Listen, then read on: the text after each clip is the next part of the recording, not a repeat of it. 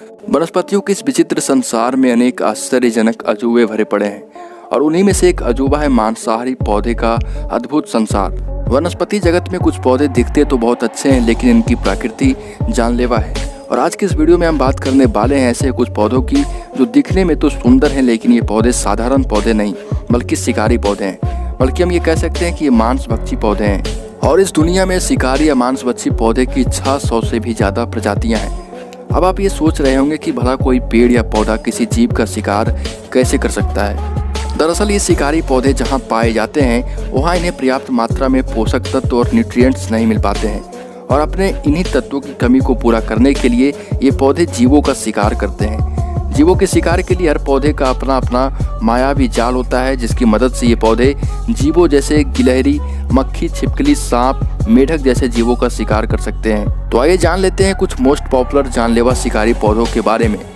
लेकिन दोस्तों आगे बढ़ने से पहले अगर आपने अभी तक हमारे चैनल अमेजिंग वर्ल्ड को सब्सक्राइब नहीं किया है तो कर लीजिए और बेल आइकन को दबाना बिल्कुल ना भूलें, ताकि वीडियो अपलोड होते ही आपको नोटिफिकेशन मिल पाए। दोस्तों ये है डायनाया मस्कफ्यूला। ये एक फ्लाई ट्रैप यानी कि मक्खियों का फंदा है।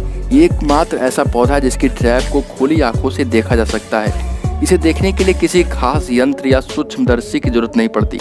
इस पौधे की पत्तियां बेहद खूंखार या फिर राक्षस जैसा दिखाई देती है। जब भी कोई जीव इसकी पत्तियों पर बैठता है तो ये पत्तियां तुरंत बंद हो जाती है, और बनावट भी कुछ ऐसी है कि इसमें फंसा जीव चाहकर भी चंगुल से छूट नहीं पाता है। इसकी पत्तियों में एक खास बात होती है कि ये सजीव प्राणी और निर्जीव प्राणी में फर्क कर लेती है।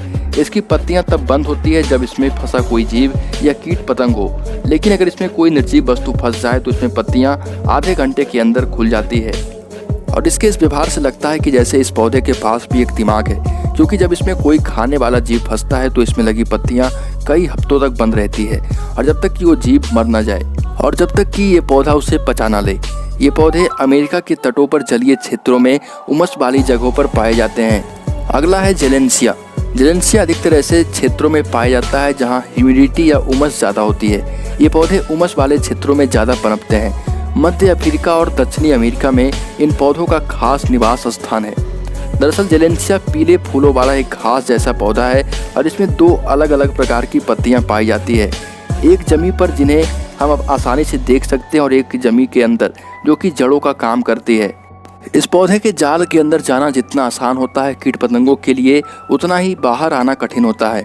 इनकी पत्तियां जमीन के अंदर ट्यूब नुमा रचना का निर्माण करती है, जो कि सर्पाकार होती है, जिनमें पानी के प्रवाह के साथ कोई भी कीट इस पे अंदर चला जाता है और फिर कभी बाहर नहीं आ पाता। बाहर तो सिर्फ उस जीव के अवशेष ही आते हैं। नेफेंथिस। नेफेंथिस एक कीटभक्षी पौधा है। इसका दूसरा नाम ट्रॉपिकल पीचर प्लांट भी है। इसके मटके नुमा बनावट के कारण ही इसे ट्रॉपिकल पीचर प्लांट भी कहा जाता है। ये पौधे चाइना, इंडोनेशिया और भारत के उष्णकटिबंधीय इलाकों में पनपते हैं।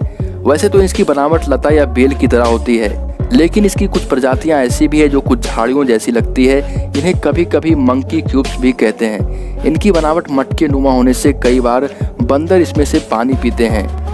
मुख्यतः ये पौधे नम या दलदली जगहों पर उगते हैं। इनके आकार के कारण इनका हिंदी नाम घाट खरनी है। ये कीटभक्षी पौधे न सिर्फ कीड़ों का शिकार करते हैं, बल्कि मेढक, छिपकली, गिलहरी आदि जानवरों का शिकार भी कर सकते हैं। हालांकि इनका मुख्य भोजन कीड़े ही है।